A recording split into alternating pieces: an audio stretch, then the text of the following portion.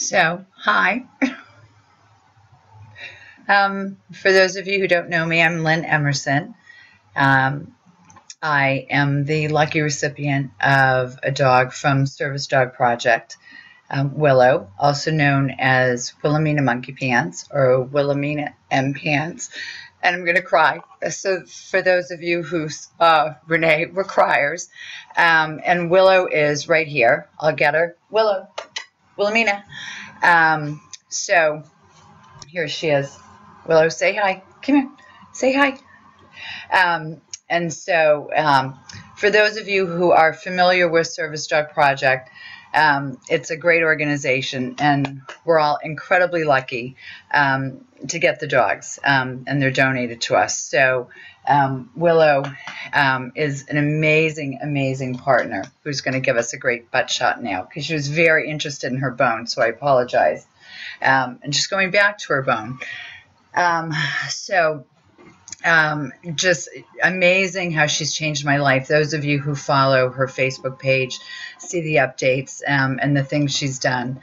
So I'm just so happy to be on here tonight and be able to answer your questions and to tell you whatever I can about what a service dog can do for you, a balanced dog specifically, and what she's done for me. So hopefully this will be informative.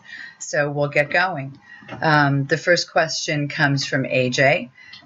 Lynn, thank you so much for your services in educating the public about service dogs. What do you feel has been your greatest triumph to date in your efforts? Wow. I don't even know where to begin. I think the greatest triumph so far has been just really getting the word out as much as we have. I think when Renee and I sort of embarked on this, we didn't realize how much we would get done so quickly. We really sort of decided to do it because we saw a need. Renee was asked the question how it started, and she said she stumbled into it, and we really did stumble into it. We thought, there was a need. We wanted to get out there and just start educating. And it really has taken off. And we are so busy now. It's incredible. So I think the biggest triumph has just been the fact that it has taken off and people are so open to it. We see, especially with the police departments, that they really embrace it and they are so open and they see us coming and they're grateful actually to get the information. And I think for us that's really rewarding because they say we need this information, we want this information, we want to do our jobs better, we want to help the community, we want to help the service dog handlers, we want to do the right thing, and that for us is incredibly, incredibly rewarding. Question 2 from River Rock. Lynn, how did Willow pick you? That's a great story. I'm going to cry. So, God, I hope Renee's watching because I think she's even turned me into more of a crier. So, when Willow has such an interesting history, she was at Service Dog Project. She had HOD. So, first of all, they didn't think she was going to make it. And to Service Dog Project's credit, Carlene especially, I mean, she's an amazing woman, and she just hung in there with Willow and was not going to let up on her. She was going to make this dog get through HOD, and when they thought she should put Willow down, she wasn't going to do it, and so she got Willow through HOD, and Willow has no signs of it. She is structurally perfect. So that was the first issue. And then because of that, though, they weren't sure if Willow was going to become a service dog. And so when I kind of came on the scene, they were like, well, Carlene approached me and she said, we have this dog that we think would be a good match for you, but there's some issues. And there's, the HOD, which there are a couple of schools of thought on, and it may or may not come back until she's full grown, but nobody really knows. And one of my best friends is a veterinarian, and Carlene knew that. So she said, you need to go home, do your homework, and see what, she thinks about that. And she said the other issue is because of the HOD and because of her future being sort of, tenuous, we, haven't worked with her a lot, and she seems to be a bit of a, nervous Nelly. So those are two things, that you need to really consider. So I said, okay, let me go, look into this and do my homework. And for those of you who know Carlene, she said it in such a way, it was, you go home and do your homework. So I did, and I spoke to my friend Guylaine, and she had no issues about the HOD whatsoever. In fact, she had seen Willow when she'd been at the farm and loved her. So that wasn't an issue at all. And then I said, well, let's take her out and let's, walk with her. And the first thing that happened is I went into her pen just to meet her and to, really get to know her. And the first thing she did is she jumped up, which she doesn't, she's not a jumper. And she pinned me and looked me dead in the eye, like as if to say, I can do this. And I thought, wow. And then she stood and braced. And I thought, okay. So then we went out to North Shore Mall, where they train a lot of the dogs, and we got her out. I put a vest on her, and we went into the mall, and I just said, walk on. And she walked rock solid through that mall. And I kept looking at Megan and said, I don't get it. Like, where's the nervous Nelly part? Like, where is she going to become nervous? And she never did. And Megan at that point just said, this is not the same dog we've been training. This is your dog. And she really, from that day on, she was my dog. So that's the story. So I can stop crying now. Question 3 from Izzy. Lynn, what is the hardest part about having a service dog, and what took the longest to get used to? I think the hardest part is, and I tell people this when they're looking at getting a service dog, it's the greatest gift you'll ever receive. It truly, truly changes your life. But it also is an enormous life adjustment, because the dog is with you 24 hours a day, 7 days a week, everywhere you go. It's not like just taking your pet somewhere just for fun. I mean, you have a dog with you no matter where you go, and it sometimes is not terrifically convenient. So it's, you can be pouring rain out, and you have to unload your dog and take your dog with you. And I mean, it's great because she prevents me from falling, which is fantastic, but it can be a lot of work. You'll never have a clean car again, ever. You have nose prints everywhere and your dog's stuff everywhere. It's a tremendous, undertaking in that regard. So, it's tremendous. It's a huge life altering event, but it's tremendously worth it for what you get back. So you have to keep that in mind.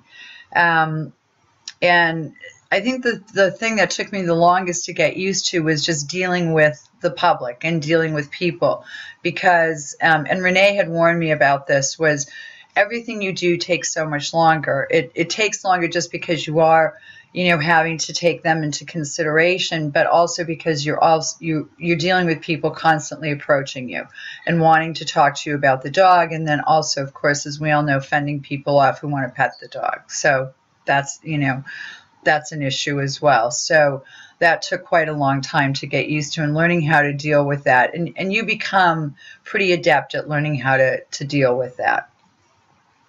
Question 4 from It's Only Puppy Love. Oh, I love the name. At Dog Fest, you mentioned you would be meeting with physicians at grand rounds to talk about the need for doctors to understand that not everyone qualifies to have a service or therapy dog. How did that go? We haven't done the grand rounds yet, but we have been talking to doctors. And it's not therapy dogs, but emotional support dogs. So that's an important distinction. But what is interesting and what has come out of that is, in fact, we've had a physician who has had an experience with a patient who wanted a letter for a service dog. That was not appropriate, and actually did say no. So just in already having these discussions one-on-one, we're making progress. So that's great.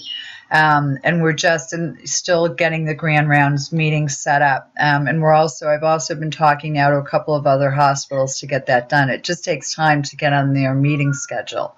I've been talking to doctors individually and getting that done. But I was so excited to have the physician who, actually had this incident and actually did say no. So that was really exciting. So it's working. It really is working.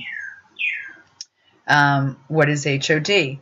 HOD is hypertrophic osteodystrophy, which is a disease that Great Dane puppies can get, and all very large puppies, giant breed puppies can get, where it's a growth disorder that there are actually microfractures in the joints. They don't really know what causes it. There's a lot of discussion in the veterinary community as to what causes it, and there really is no known cause at this point. But it's incredibly, incredibly painful. A lot of dogs, unfortunately, that get it go on to have orthopedic deformities.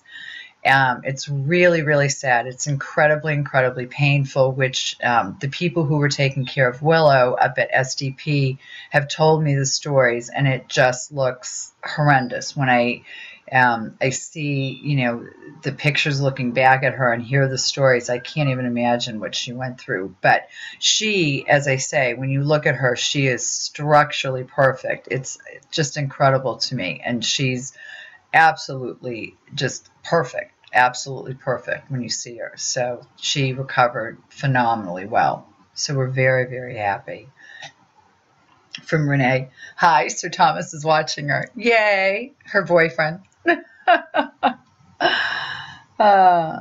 From Trixie Lou, thank you for educating people about ADI laws and service dog. Has Willow ever acted like she wanted to protect you from someone or something? She has. I mean, not in, certainly not in any sort of aggressive manner. She is interesting that she a lot of times will stand and face, if I'm standing forward, a lot of times she'll stand and face looking the other way, as if she's just sort of watching what's going on, or she'll block, if somebody's coming towards me. It's interesting. We had an incident one time at Brigham and Women's Hospital. My friend Cece was with me. She's one of Willow's alternate handlers. And there was a person who was quite questionable, we'll say. And Cece noticed her or him. And right away, Willow started to act very different and came and sort of blocked both Cece and I from the person. And it was very interesting, but not in an aggressive way, but just sort of in I'm going to stand here and keep that person there and keep you two here. So it was really, interesting. So, they're protective, but not protective. Service dogs aren't ever to be protective in that manner, but they're certainly bonded to you. So, they do want to, keep an eye out for you. From Barbara Lee, I've been watching Willow since she was a wee one. Is all well with her? Do you continue to train? Yes, as I said, she's, perfectly, perfectly healthy. She's standing up now. Willie Wells, come here. Willow, come here, baby girl. She's absolutely 100% fine. It's interesting. She was with me somewhere that there was another vet who just happened to be there socially, and we were talking about the fact that she had HOD. And he asked me if I could have her stand up, and I did. And he went over, and he just couldn't believe that this dog had ever had HOD. Because again, as I say, she's absolutely structurally perfect. So she's absolutely fine. And yeah, we do continue to train. I mean, it's it's ongoing. It's just always, always ongoing. She's, I mean, she's really just incredible, but training is like with any dog. It's constant. You know, you're constantly reinforcing everything that they know. And she's learned to do some, you know, specific things that I wanted her to do. You've seen the picture of her in her pink muff muffs. She just saw herself in the can on the screen. So she learned to wear mutt muffs so she could go to the trap field with me. So that was something specific I wanted her to do. And then, yeah, most of you saw the pictures of her from the wedding where she learned to walk with me in high heels. So, and there's always certain little things that you may want them to do. So for that, it's specific training that we've taught. From Jodo Mish. I'm hoping that's Michigan. How does your dog react with wild animals? For example, squirrels, beavers, skunks. She was interesting. She, at one point, I noticed she liked to chase bunnies, which surprised me because I have cats, birds, so I didn't expect it. So it occurred to me that that was not a good thing. So I sort of desensitized her by making her lay in a downstay and watch the bunnies eat in my yard. I have a very big yard with a lot of wildlife. And so I put her to downstay, and which was kind of torture for her, and had her just sit and watch bunnies eat. And really got her to where she understood that, you know, she couldn't chase the bunnies.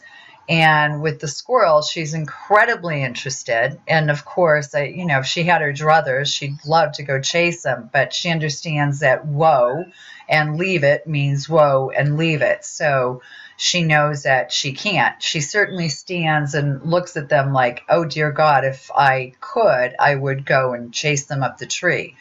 But she knows that, you know, she's not allowed to. And if I see a squirrel, the first words out of my mouth are, leave it. And she will stand there, but she stands there with definite attention. And she definitely would like to go chase them. But she knows she's not allowed to. Thank God.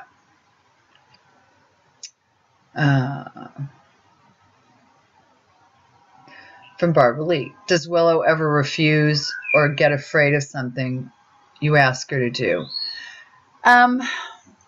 She doesn't refuse, and she doesn't. There is one thing she is still, and I shouldn't say still terrified of. There's one thing she became afraid of, only because it freaked her out. There's a restaurant in the Burlington Mall called Rainforest Cafe, and it has this ridiculous crocodile that comes up out of the water, and like this, like it has steam around it, and this like just jaws open, and the thing's huge. And we happened to be walking by it one day at absolutely the wrong time, and it came up out of the water with this horrible noise, and it completely freaked her and I both out. And after that day, she really was afraid to go by there. And I really just got a chuckle out of it. But we had to go and work through it, because as we would approach, she would get incredibly nervous. And at one point, she literally wanted to combat crawl past it, which was quite a sight when you have your balanced dog who wants to combat crawl past something in public. So what we've done is we've gone and stood in front of it, and I've made her stand there until she's now gotten much better, and she's much more used to it. She'll walk past it now. She's not happy, but she will. And we're just, every time we go there, we spend time in front of it. But it was pretty interesting because, and I can't blame her because it just totally came out, and we were right next to it when it happened. So it completely freaked her out, and me as well. So we're just working on getting past that. But that's really the worst. And then we did have, when we went to the Wang Center for the Eddie Izzard show, the show itself was fine, but walking through the lobby was actually quite an incident because it was absolutely packed. They had been serving alcohol beforehand, and people were not just petting her. I mean, I'm obviously used to people trying to pet her, but people were actually grabbing her. And I attribute that to the fact that alcohol was being served beforehand. And at one point, somebody reached across me this way to grab her, which, of course, caused me to have problems falling. And my response was rather aggressive. So that whole situation really sort of freaked Willow out. And so for not a long time, but just for, maybe a week or two, when she would be in a really tight crowd, she was a little uncomfortable, but she got over that pretty quickly as well, because I made sure immediately after that I took her. In fact, the next day I took her right downtown into Boston and put her right back into a crowd, because I wanted to make sure that she got over it right away, sort of the get back on the horse thing.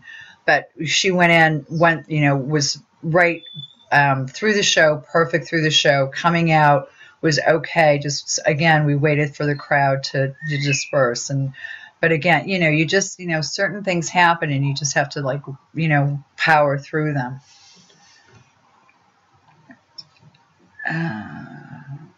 From Zizzy, I hear birds. How many pets do you have, and how have they adjusted to Willow, and how has Willow adjusted to them? I do have birds. Those are African grays.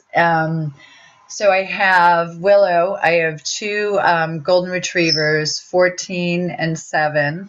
And then I have 2 cats, and then the 2 African grays that you hear in the background, which there is no way to quiet them down. They hear me talking in here, so they feel that they just absolutely need to chime in, unfortunately. And luckily, as I was coming in here, I noticed one of them had actually let herself out of the cage. So fortunately, I noticed that and got her back in before we started, or that could have been an absolute disaster. From Debbie, what public transportation have you used with Willow, and how did you and Willow handle it? Oh, interesting. The most really remarkable, I mean, we don't use a lot of public transportation, but the one that actually kind of surprised me the most was we had to use a shuttle bus rather unexpectedly. I was at the Abilities Expo in Boston, and there was a shuttle bus back to the parking lot, and I had not actually planned on using it. And we got on, and I had initially was going to just sit in the front. Well, then realized that there was actually about 4 wheelchairs that were coming on, which made total sense. It was the Abilities Expo. So Willow and I then needed to move to the back of the shuttle bus, and it wasn't a little shuttle bus. It was a huge full-size bus. And this total jerk blocked us in such a way that we ended up having to completely back up down, and it was an incredibly narrow aisleway. And I stood there for a minute and looked at the situation and thought, well, I really don't have any choice. And I just looked at Willow and said, back up, and just kept saying, back up. And she backed up this narrow aisleway all the way down the shuttle bus, and then just backed into the seat. And we sat in the very back of the bus, laid down, and I thought, well, this is interesting. She's never been on one of these before. We're going to see how this goes. And she was great. As soon as the bus, and it was very noisy and sort of rumbly, as soon as it started to take off, she just kind of poked up her head because she wanted to see what was going on, and then laid back down for the rest of the ride. So it was great. I was so proud of her because it was like, wow, this is amazing. And it's sort of funny. It's very telling. She always does better in situations than I do. There are situations like that where I always think, oh my God, how is this going to go? And she does so much better. I'm the one that worries more about it than she does. She just kind of goes on. If you just tell her what to do, she does it. I'm the one that thinks about it and goes, oh God, what's going to happen? And she's great. She's totally great. From Palm Mom, how do we stop fraudulent service dogs? That is such a good question. Yeah, there's so many parts of that issue. It's so hard. We're doing so many things. There's so many pieces to the problem. Excuse me.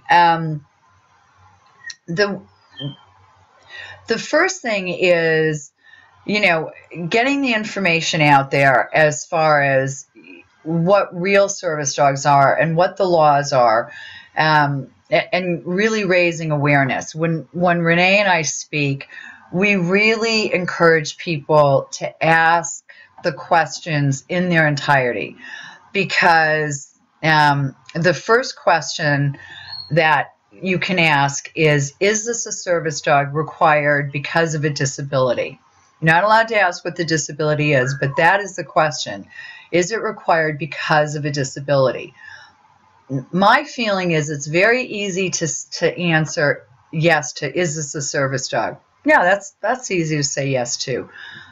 But if you have the audacity to say yes to, is this a service dog required because of a disability, when you don't have a disability, wow, you've got a lot of audacity. I hope Renee's very proud of me for using that word instead of the other one. And may God rain down upon you for lying, because that's really horrendous, because you're now saying you have a disability when you don't. And then the second question is, what work or task has the dog been, trained to perform? So, and we encourage people to actually, to really use that first question in its entirety. Make them uncomfortable if they're lying. Really, go ahead. Because if somebody asks me that question, I have no problem saying yes. You can't ask me what my disability is, but I'm more than happy to answer yes to that question. The second thing is to really try and crack down. There is a petition in Congress regarding those websites, those horrendous websites that advertise, like the one I posted, take your dog anywhere, dear Lord. That's one thing. The problem is that when you go to their websites, they're not blatant enough on the website, but, it's clearly the intent is there. So it makes it difficult, though, because on their website, they're not blatant enough, so it becomes really difficult to really shut them down. But, there is an attempt. But education, and then as we're doing, educating the physicians that are signing these letters. An emotional support dog cannot be issued unless the person has a mental or psychiatric disability. And that letter, interestingly enough, can only be signed by a mental health professional, not a family doctor. And that's something else that a lot of physicians aren't aware of. So that needs to go out there. It's really about education. There's, it's such a tough thing. And then educating businesses, like the letter that Renee put together to the Chambers of Commerce, letting businesses know what their rights are and letting them understand the differences between emotional support dogs and service dogs. Emotional support dogs do not have the same rights as service dogs. They don't have the same access rights. And, I think a lot of people that are doing service dog fraud do make that mistake, and they try to take an emotional support dog in where they don't have access rights. So, it's a huge issue that needs to be combated from so many different angles that it's not going to be solved tomorrow. It certainly isn't, but kind of chipping away at it from, a lot of different angles, and then going after the celebrities that do it. That's, my God, they need to be called out. These celebrities that, are flying with their dogs in service dog vests, people need to make an example of them. What a great example. They have so much visibility. They need to be called out, and shame on the media for not doing so.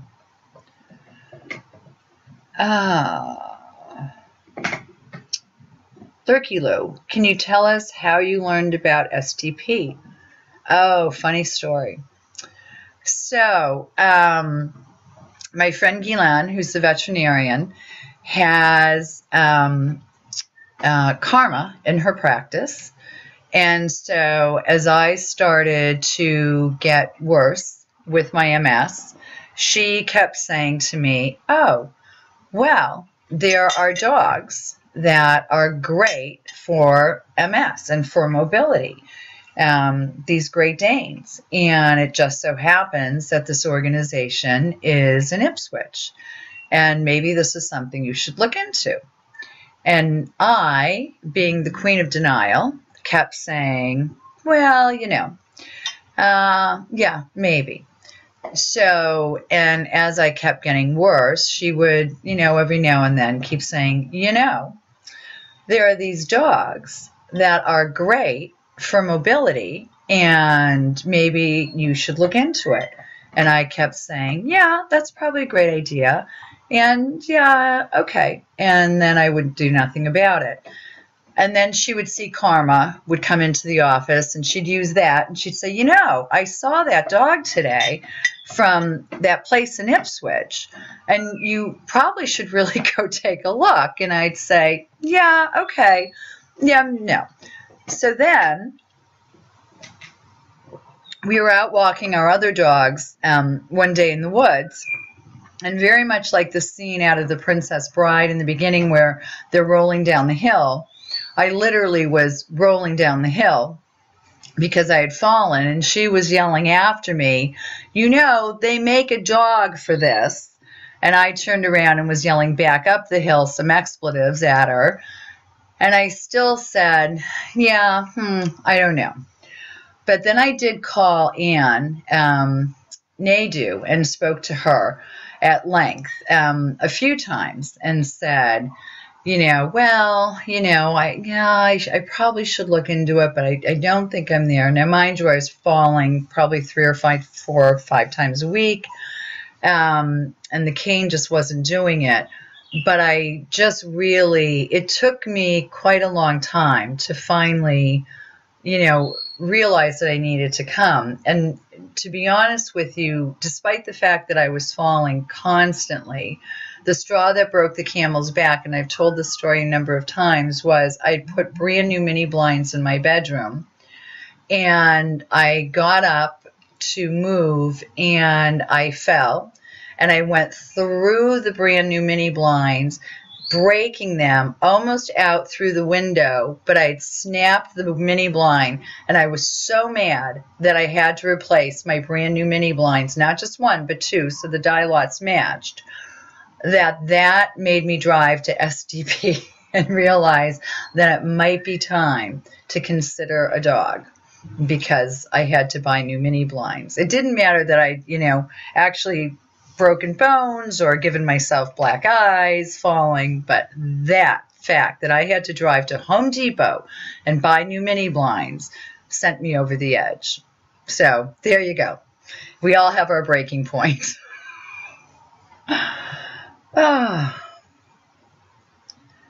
From Sassy Belle, how does Willow react to other dogs, especially ones that are undisciplined? Oh, dear Lord. Actually, she's great. She really is good with other dogs. She loves other dogs. She especially loves puppies. She's very tolerant, thank God. She really is very, very tolerant. And usually if there's another dog that's undisciplined, I just remove her from the situation as fast as possible. Because you can tell, and usually you can actually see them coming. So before they even get near her, I can see them coming. So I'll just remove her from the situation so that there's, before an altercation can even begin, I'll just remove her. And usually if I see somebody coming, especially on a retractable leash, I'll just yell at the owner and say, stop. Please don't bring your dog any closer. Because you can tell if a dog is under control or not. And I'm not even going to allow it to take place. It's better to prevent it and be proactive than to, excuse me, than to, even allow anything to happen. But she is incredibly tolerant. She loves puppies. It's just crazy. I think because she spent so much time with the puppies when she was sick that she just has this like puppy fetish. Puppies and kids are her thing. She just gets very excited when she sees them.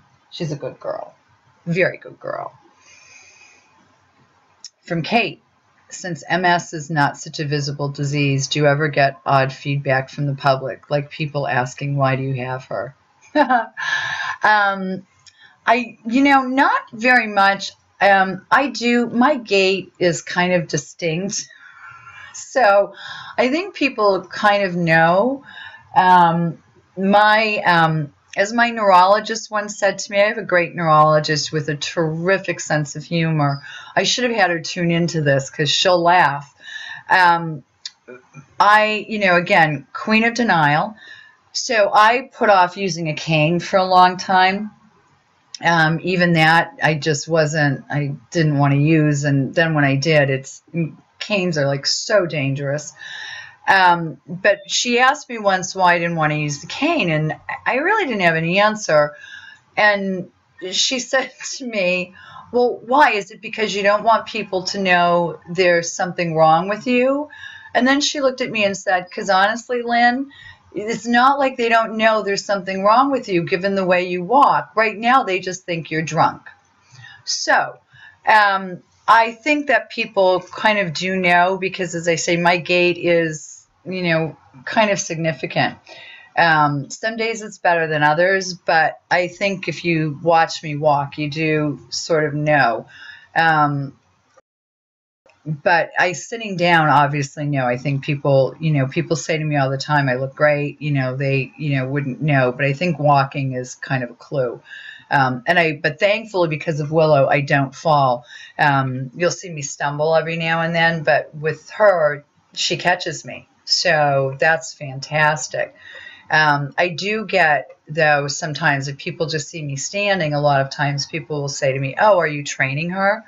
And I just kind of laugh and, say, no, she's mine. But, we are always training together. So it's interesting. From Sphene, have you ever encountered anyone who is afraid of Willow in a public setting? That's a great question. People who saw the Q&A at SDP know the answer to this one. So yes, I actually had, it's happened a few times that people, have said I'm afraid of dogs or, have, been like, oh, but the best way, and normally I'm very, willing to accommodate them and try, and the first thing I always say is, don't worry, she's fine. She's a service dog. It's, it's okay. And I'll try to, make sure that we can, at least try to move away, give them some space, do whatever. But my favorite all-time story was in the restroom at Lord & Taylor at the Natick Mall. There was a woman who was in the handicapped stall in the upstairs bathroom that we very much needed. And while we were waiting and waiting and waiting, I was standing and just, waiting, and it kind of backed into another stall sort of with Willow at my side, and she was just chilled. And the door opens from the handicapped stall, and this very apparent, able-bodied woman is standing there, and she audibly screams, loudly, audibly screams upon seeing Willow. And I looked at her, and I just laughed. And she screamed and said, you need to move that dog. I'm afraid of that dog. And I just cracked up because I assessed her, and I just thought, no, she's totally able-bodied, young. And I said, no. I said, she's a service dog. She's absolutely fine. She's completely under control. I said, and oh, by the way, you're where you don't belong. We are where we belong. So we are not moving. And she looked at me again. She said, well, I'm afraid of dogs. You have to move that dog. I said again, no, we are where we belong. You are where you don't belong. We are not moving. So you need to move.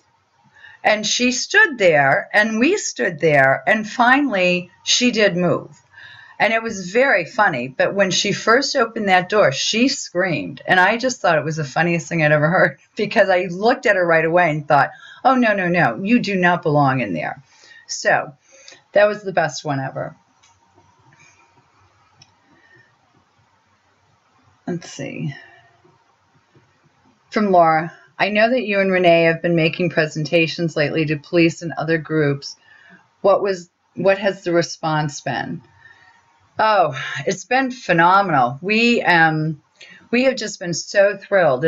I can't say how great it's been. We have been so well received. It's been better than we actually thought. They have been, one, so accommodating, and two, it surprised us, I think, how much they have embraced the information, how much they have really openly admitted that they've needed the information, how engaged they are in having us come in and working with us and getting the information and following up with us. It's really impressive.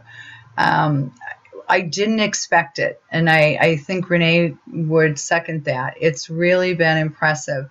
The police officers really have been terrific. They're the first to say, you know, we want this information. We've had issues in the past. We don't have this information, and we want to make sure we're doing the right thing. When we went and spoke with the Rockport Innkeepers Association, Renee and I were very, very surprised. There was some initial pushback from just a couple of people in the beginning, which we knew was coming. We were forewarned before we walked in there.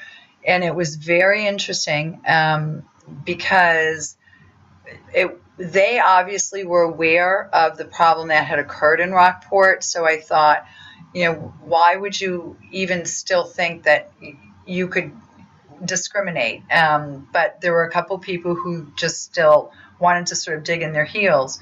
But I would say probably within 15 minutes of us getting into the presentation, we had totally turned them around.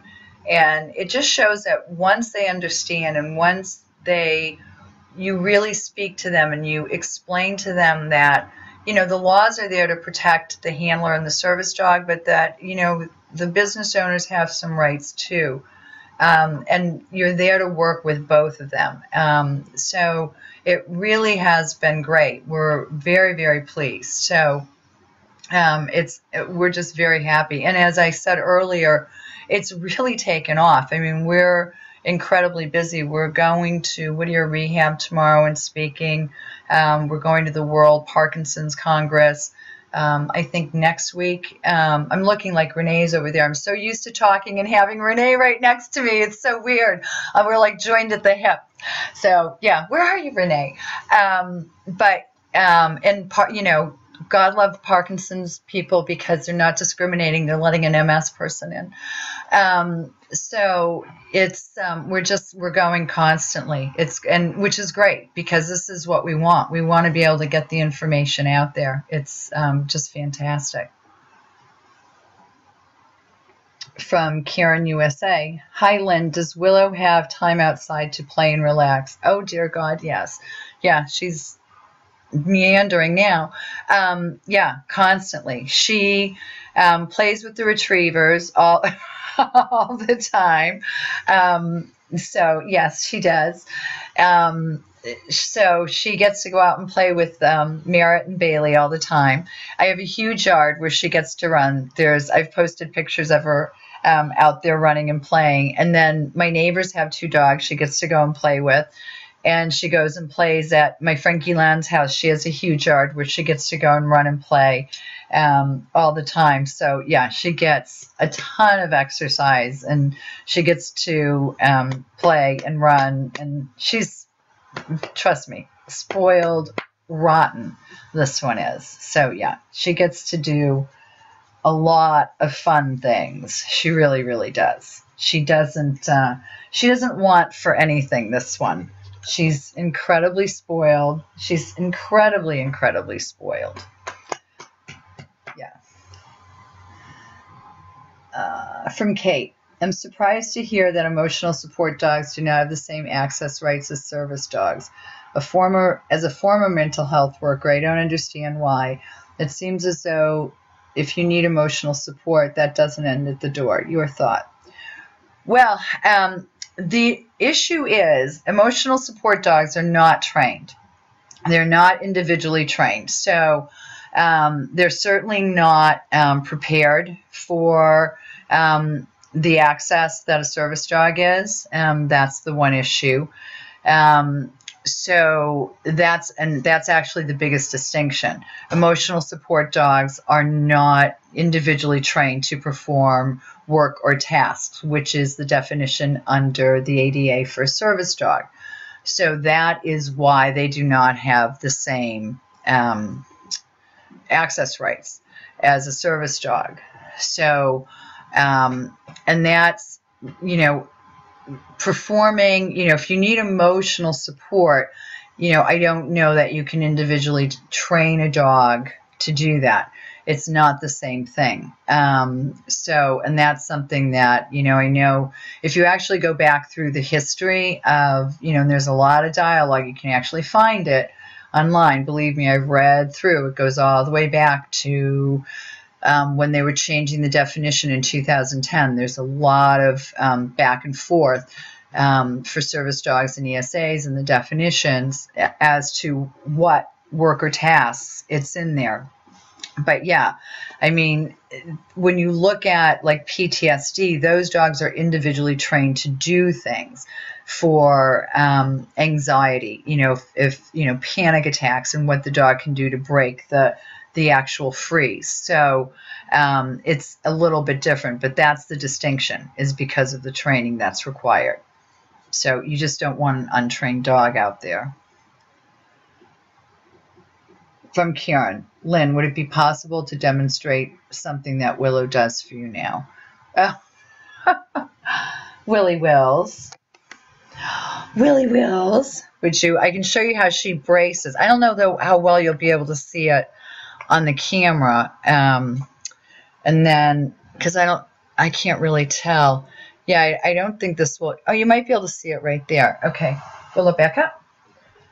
Come around. Good girl. It's this way. Willow, brace. So this is how she helps me get out of a chair. I don't know how well you'll see it. We'll see. Brace. Good girl. No, I don't think you saw it. That didn't work.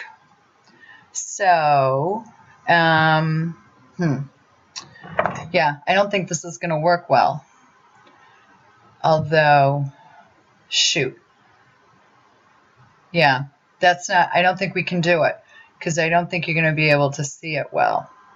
Although, maybe if, let me see if I scoot back. Jonathan's having a heart attack right now. I just want you all to know. Willow, over. Sorry, Jonathan. Okay. Willow, brace. So that's how I use her to get out of a chair. Willow, come around. Here, come around. Here, come around. And then if I want to go back to the chair, Willow, brace. Yay! Good girl. Oh, all right, off. Yes, you're a good monkey pants. You are. Yes, you are. Can you scoot over now, please? Thank you. Let me get back in here so Jonathan doesn't kill us both. There you go. There. Hopefully Jonathan's happy now where I'm sitting, and he doesn't want to come to Boston and murder me. So, hopefully that works. Let's see. Dun, dun, dun, dun, dun. From Mimi, would you consider making a public commercial to get the word spread a little farther? Sure. I mean, everybody's seen the wrinkles. Why not? Excuse me. Yeah. I mean, anything we can do. I mean, that's the thing. It's the reason that Renee and I are doing what we're doing. We just want, we really want, to get the word out. We really do. We want people to know. I mean, it's all about getting people educated. Definitely. Yeah. From Laura. What are therapy dogs? I have heard people speak about service dogs and therapy dogs, but I didn't quite understand what a therapy dog is. Okay, so therapy dogs are actually highly trained. So they are highly trained dogs, and they are the dogs that you will see going into nursing homes and hospitals, rehabs, to visit. And they are the dogs, and there were a lot of therapy dogs that you saw. You'll see them like after disasters as well. They'll go in and provide comfort to people. And they, their vest will say, please pet me. So they're highly trained because they have access, but their access is where they are invited into. Because they don't have public access necessarily as a service dog, but they are invited into children's hospitals, other hospitals, nursing homes, things like that. So, but they have to be highly trained because they're out in that type of public.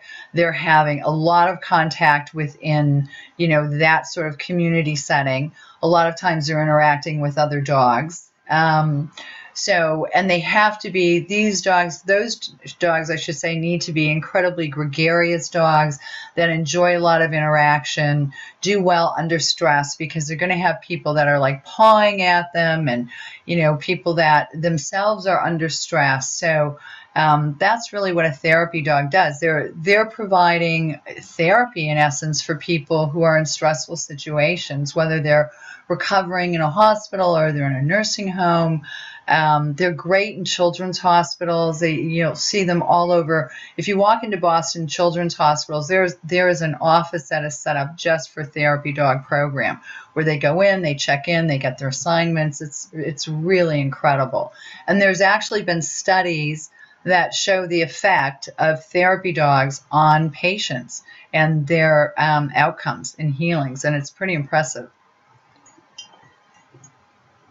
From Blue. Since Willow is with you 24/7, how do your other fur babies feel about that? It's pretty impressive. I had some concerns about that. Now she's not going to move. But from the minute Willow came home, it was so interesting. When I go to leave, the other dogs are in the kitchen, and there's a gate that we gate them. I gate them in the kitchen, and I just say, we have to go to work now. And I slide the gate, and the Goldens just step back and let us go. There's never been an issue with jealousy. And it's almost, you can't tell me dogs are not incredibly intuitive. They have known from day one that this is just how it is, and this needs to be how it is. And they just let it happen. There's no sign that they want to come with. They just let it go, and they're happy. Now, when we come home, they are so happy to see her. They spend a few minutes just going over from head to toe, and it's as if they're communicating, oh, what did you do today? This is what my day was like. It's really a fascinating relationship that they have. And then I do make sure that I spend extra time with them at night. And Willow sleeps on the bed with me, of course, right here. And then I do make sure that the retrievers if they want, everybody asks to sleep on the bed. And if they want to come and sleep on the bed, they're able to. So I make sure that they all get as much love and attention. So nobody, I don't think, ever feels left out. From Sveen. Do you have to get Willow groomed fairly regularly to keep her up to a certain standard of cleanliness? I have to say, the one advantage to a Great Dane, they're so easy to groom. So, yeah, not really. I do her nails actually about once a week. I use a Dremel. So I just Dremel her nails once a week to keep them short. I brush her. I do a shedding blade on her, just like once every 10 days, really lightly. And then I do a soft brush over that just to keep her clean.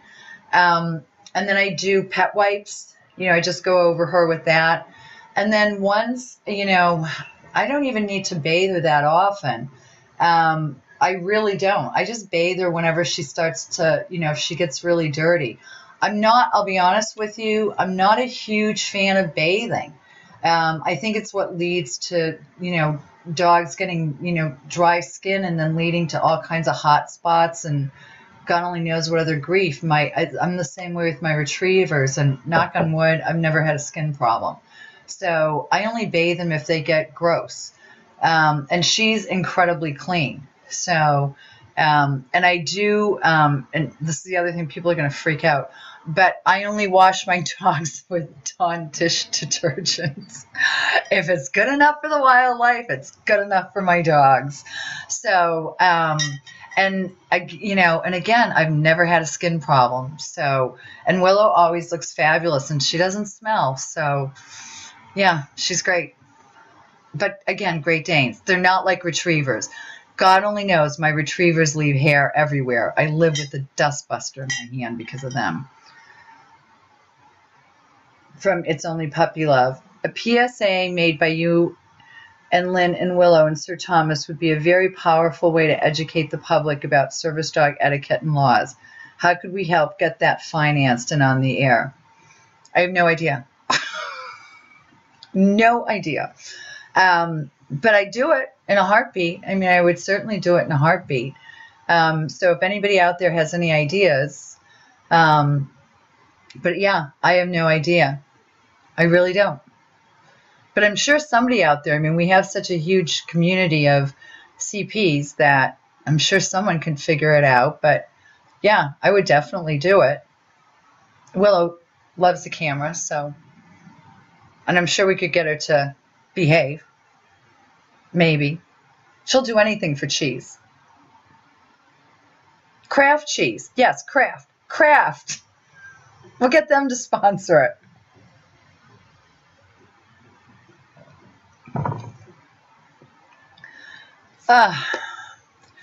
So we are just about done.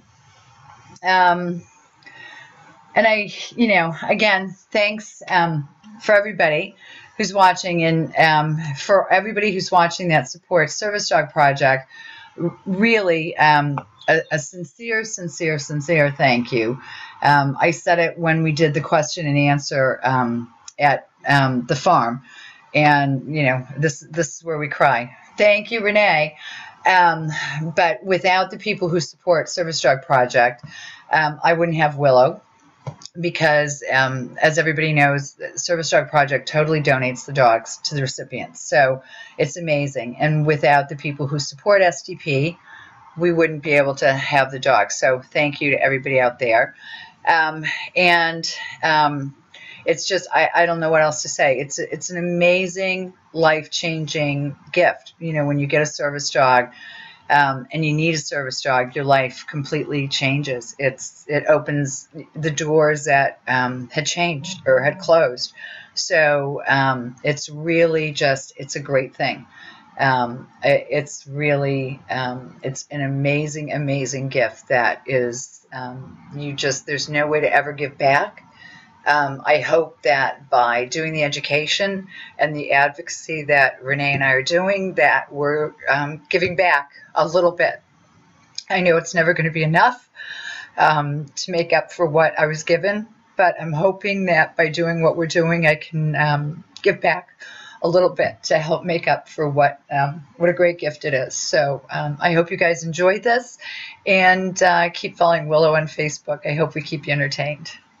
Night, night.